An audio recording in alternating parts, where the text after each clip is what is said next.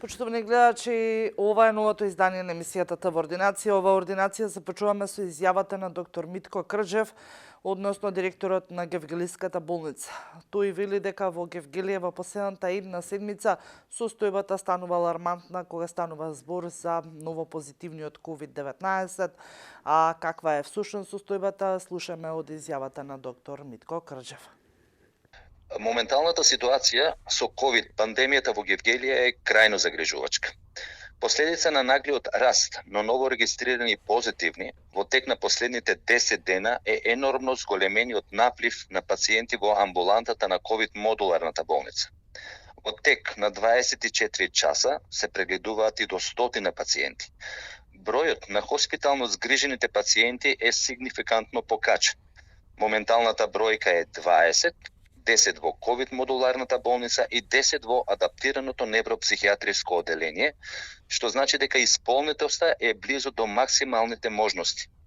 На дневна терапија се третирани помеѓу 40 и 50 пациенти. Дополнително отежнувачки околности во третманот на пациенти е големиот број на заболени здравствени работници од сите профили, што го компензираме со системот на ротации, но и тој е со лимитирани можности. Во насока на амортизирање на ова крајно неповолна ситуација и подобрување на вакциналниот статус на населението во Гевгелија и околните општини, превзедовме иницијатива за вакцинирање на заинтересираните на работни места во организации и фирми кои имаат поголем број на вработени. Се надеваме на позитивен одговор, со што дополнително ќе ги подобриме перформансите за справување со пандемијата.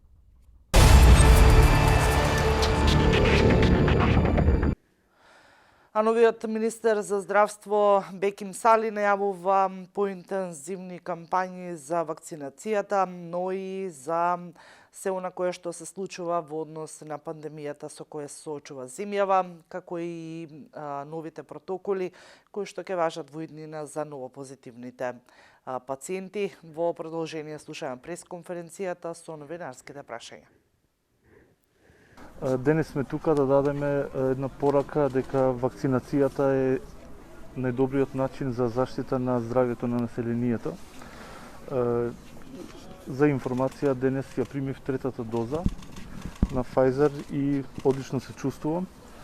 За сите граѓани кои што имаат двоумици околу вакцинацијата, ние сакаме да дадеме една порака дека вакцинацијата е сигурна, безбедна и дека е најдобар начин за заштита од COVID вирусот. И во минатото и во иднината здравствените политики со цел за заштита на населението ќе бидат насочени кон промоција на вакцинирањето. И од тука сакам да дадам еден апел дека нашата држава, нашиот народ има потреба од додатна акција за, односно стимулирање за вакцинирање, затоа што досегашното ниво, односно процент на вакцинација не кажеме дека сме треба да пристапи кон либерализација на рестриктивни мерки, односно на веќе превземените мерки за заштита од COVID-19. Како ќе ја вратите довербата кај граѓаните за безбедноста на вакцините кога гледаат и слушаат дека секој ден 1/3 од починатите биле вакцинирани, кога отсуствува дневна информација дали тие луѓе имале коморбидитети, значи како да веруваат граѓаните во вакцините кога нема транспарентност? Да немаме поголема информираност ние медиумите за да пренесеме до граѓаните дали тој човек умрал од COVID или само бил позитивен, а умрал од друга состојба. Тоа се однесува на методологија за известување, кое што уште од самиот почеток на пандемијата кај нас се забележува, односно се изјавува секој починат кој што резултира позитивен на ковид, дека е пациент, односно лице починато со ковид. Меѓутоа, тоа не значи по автоматизам дека последиците биле од ковид. Може би сме од државите кои што имаат поголем број на починати, меѓутоа не значи дека сме здравствен систем кој што не ги изгрижил тие лица. Во околните држави имаме други резултати кои што се многу помали, меѓутоа таму методологијата за регистрација на починато лице уште од самиот почеток е друг пристап и не би требало да не збунува зошто кај нас има 8.000, а во околни држави има по 2-3.000. Морам да напоменам, во интерес на транспарентноста, нашите институции уште од самиот почеток сакале да бидат транспарентни колку се со последици од ковид.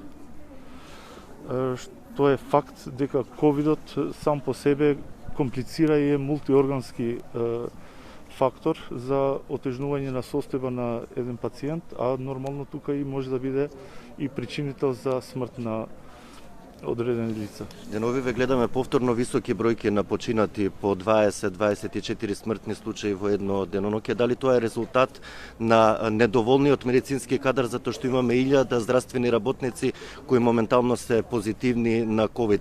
Како го менаџирате здравствениот систем за да се борите со пандемијата и да нема такви последици? Ова што го велите 1000 здравствени работници, мислам дека не е толку.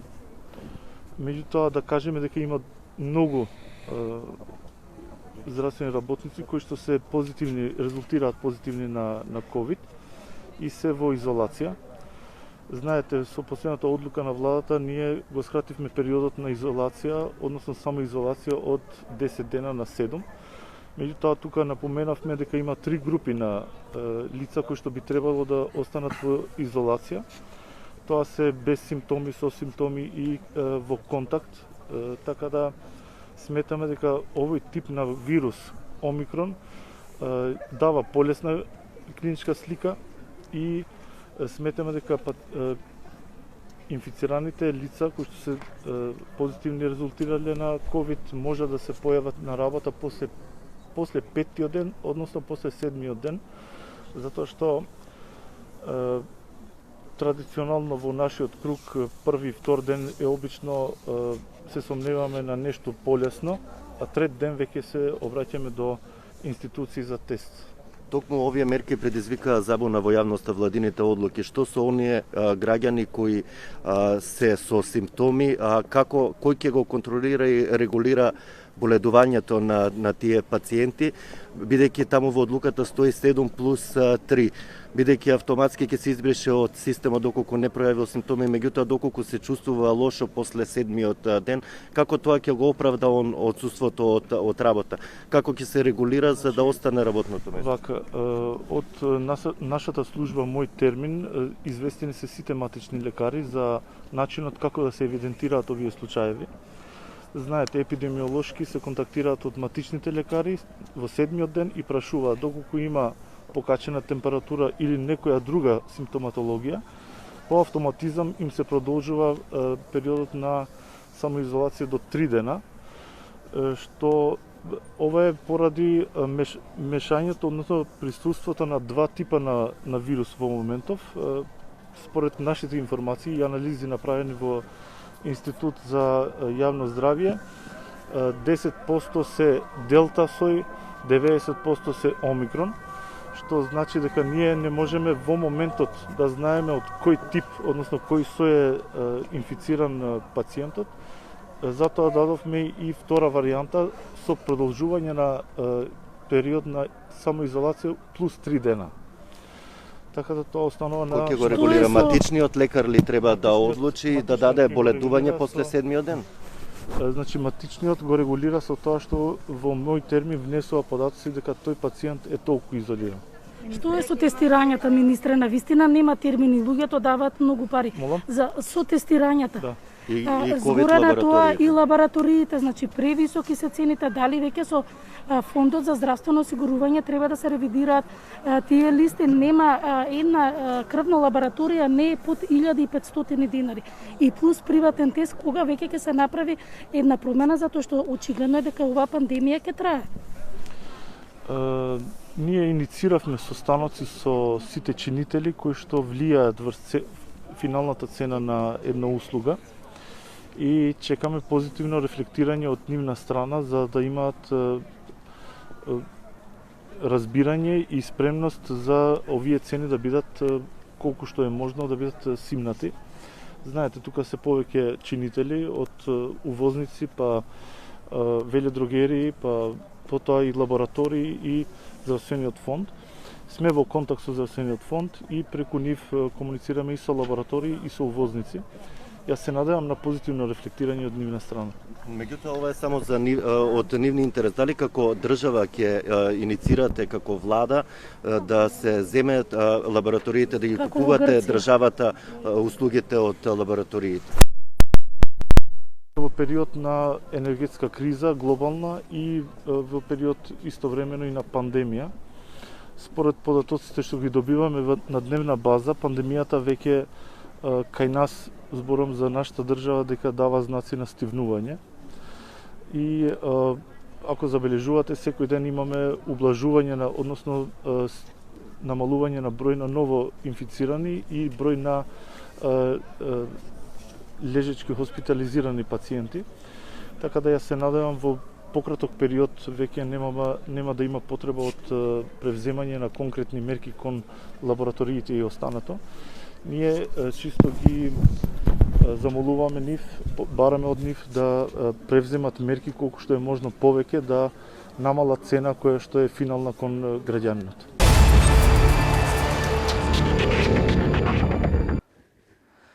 А каква е состојбата во земјата со флуоронот, слушаме од прилогот на колешката Ивана Вангелова.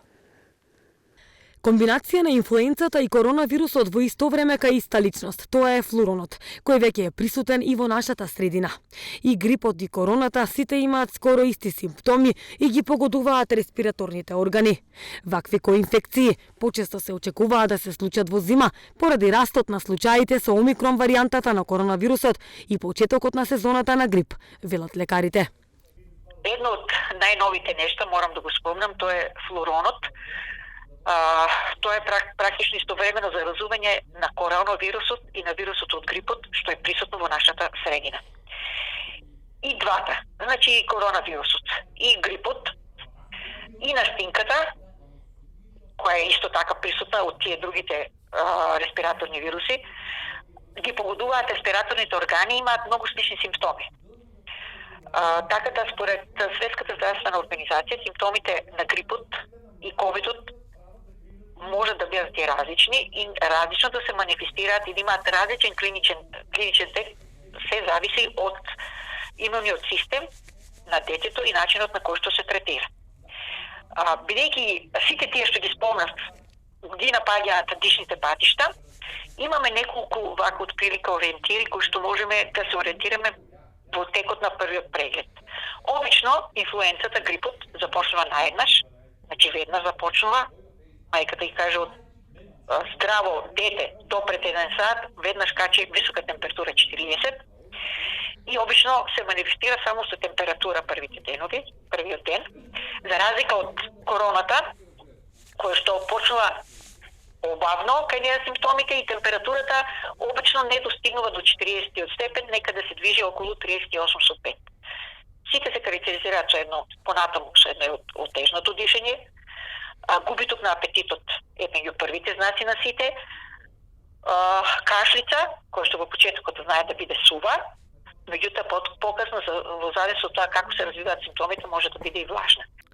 Во лабораторијата на Институтот за јавно здравје како резултат на паралелно тестирање на грип и на COVID-19, досега добиени се 7 позитивни тестови на двете вирусни заболувања, односно на флуорон, како што стручно е именувана оваа двојна зараза. До институтот досега не се пријавени починати лица од флурон. Првпат двојната инфекција флурон во земјава пристигна на 5 јануари кај 26 годишен пациент од општина Зајас.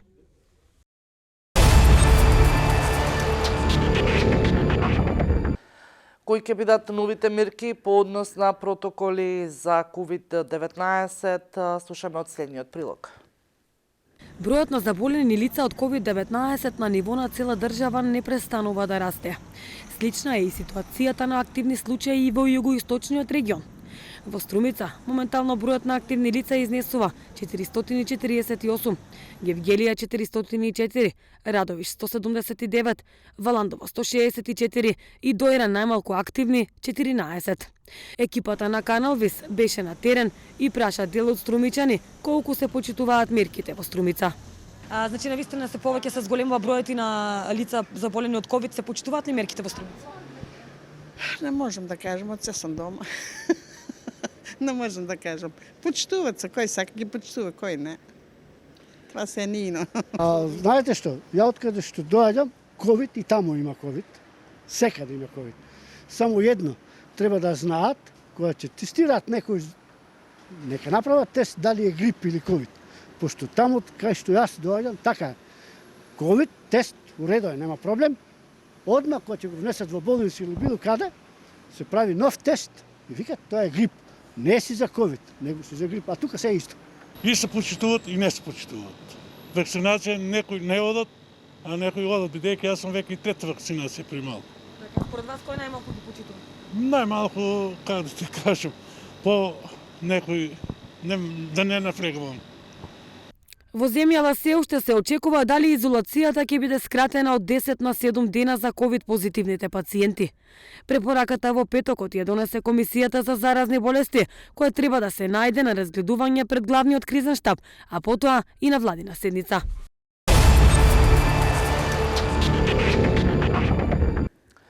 Министерот за здравство најави дека ќе разговара со приватните клиники со цел намалување на цената на тестовите за COVID-19. Во продолжение го гледаме прилогот. Новиот министер за здравство Беким Сали вети дека ќе разговара со приватните лаборатории и Фондот за здравство за високите цени кои граѓаните ги плаќаат за тестовите за ковид и лабораториски услуги. Тој на официјалната прва пресконференција не даде одговор. Дали цените ќе бидат само пониски или ќе бидат натоварени на здравствено осигурување. Од 5.500 направени тестови, околу 1000 тестови се направени во институциите за јавно здравје, а останатите граѓаните ги плакале приватно од сопствениот джеб. Ние иницииравме состаноци со сите чинители кои што влијаат врз финалната цена на една услуга и чекаме позитивно рефлектирање од нивна страна за да имаат разбирање и спремност за овие цени да бидат колку што е можно да бидат симнати. Знаете, тука се повеќе чинители од увозници па веледрогерии, па потоа и лаборатории и здравствениот фонд. Сме во контакт со здравствениот фонд и преку нив комуницираме и со лаборатории и со увозници. Јас се надевам на позитивно рефлектирање од нивна страна. За сега нема нови мерки. Министерот Сали вели дека комисијата ја следи состојбата, а наредната недела повторно ќе се разгледува состојбата. Според него бројките на ново заразени се пониски. Во делот на новите мерки и намалувањето на денови за самоизолација од 10 на 7, доколку има потреба плюс денови болниот за да ги извести преку матичниот лекар.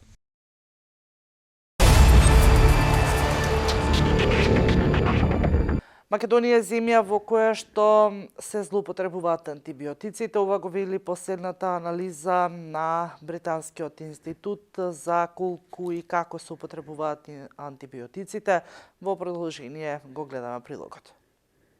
Македонија е меѓу земјите во кои употребата на антибиотици, особено во време на пандемија, е значително зголемена, со што се зголемува и можноста кај се поголем број на македонски граѓани антибиотиците повеќе да не действуваат, бидејќи бактериите станале отпорни на нив, токму поради зголемената употреба. Стотици илјади смртни случаи се случуваат поради вообичаени инфекции кои претходно се лекувале, бидејќи бактериите што ги предизвикуваат станале отпорни на лекувањето. Се наведува во студијата изработена токму за злоупотребата на антибиотиците. Антимикробната отпорност представува значајна закана за човештвото, предупредуваат здравствените експерти, повекувајќи се на студијата објавена во медицинско списание во кое се открива дека таа стана водечка причина, бивајќи околу 3500 луѓе секој ден. Според досега најсеопфатната проценка на глобално ниво, повеќе од 1,2 милиони луѓе починале во 2019 година како директен резултат на бактеријска инфекција предизвикана поради отпорност на бактериите на антибиотиците. Овдека морам да нагласам дека во никој случај првите денови не сме да се зема антибиотик без да се консултира лекар и без да имаме докажана бактеријска инфекција, бидејќи ако го земаме антибиотикот на недокажана бактеријска инфекција, правиме двојна негативност кај децата. Прво, немаме што да лечиме, значи го даваме антибиотикот без потреба, а од друга страна го оптоваруваме организмот за да може тој антибиотик да се разложи и да се исфрли од организмот. Значи правиме двојна негативна реакција кај децата и обично при неадекватно даден антибиотик многу често се влошува клиничката слика. Поучени од заклучоците во студијата, здравствените власти во земјава треба посериозно да обрнат внимание на проблемот со зачестената употреба на антибиотици и да се наложи нивната примена само во случај кога тоа е нужно. Без прецизен протокол и соодветна регулатива за казнување на лекарите кога препишуваат антибиотици надвор од вообичаената практика, антимикробната резистенција меѓу македонските граѓани ќе станува се поголема, а со тоа и бројот на смртни случаи предизвикани од бактерии што станале отпорни на антибиотиците. Оваа содржина и последна во ова издание на емисијата Тавординација. Останете и понатаму со Канал Вест, се гледаме наредната среда.